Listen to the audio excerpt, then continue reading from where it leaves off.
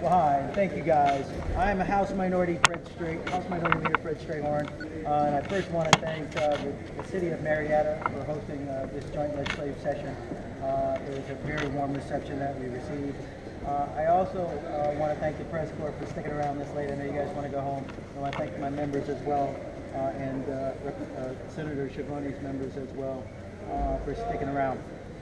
Tonight, we heard from Governor John Kasich about his vision for the state of Ohio. He spoke about things like Medicaid expansion, education, and jobs.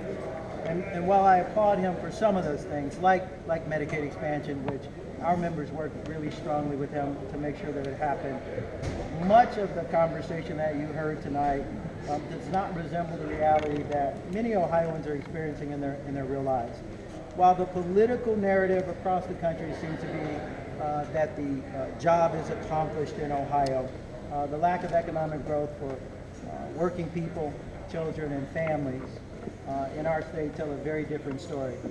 One where Ohio is the 22nd highest unemployment in the nation, where 20% of Ohio children live in poverty, and the average middle-class family in Ohio is bringing home $4,000 less than the average middle-class family in America.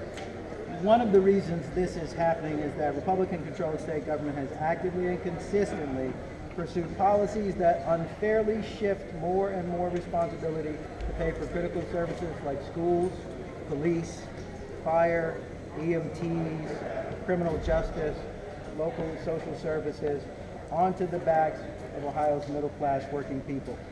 When Republicans shift money away from local schools and local communities in order to hoard it in the rainy day fund or to give tax breaks to the richest 1% in the state, that is simply wrong.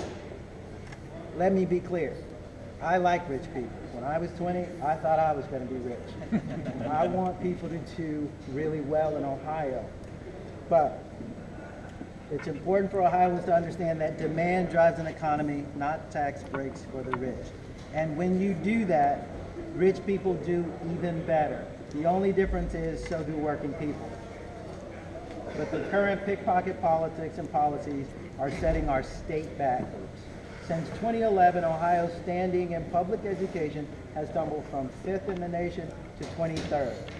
And we're funding public education at $500 million less than we did in 2008, leaving our system still unconstitutional.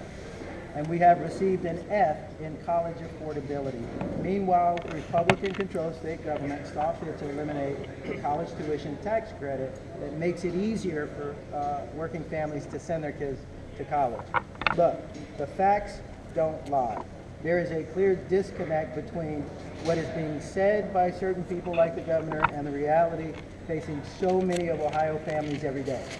We should be putting Ohio families first and valuing the hard work that they do. We should be properly investing in schools, job training, and making college more affordable. And we should be adopting the ideas contained in the Democratic Focus on the Future plan, which will reduce the cost of everyday essentials, promote fair wages, and guarantee economic stability when people are trying to grow their families. Somebody once said that of all the attributes exhibited by human beings, whether that's love, compassion, intelligence, faith, determination, courage, they value courage more than all of them, because without courage, none of the other attributes can live up to their full potential. We have to exercise the courage to invest in ourselves, to invest in our state, to invest in our communities, to invest in our schools and children in order for Ohio to truly move forward. So we're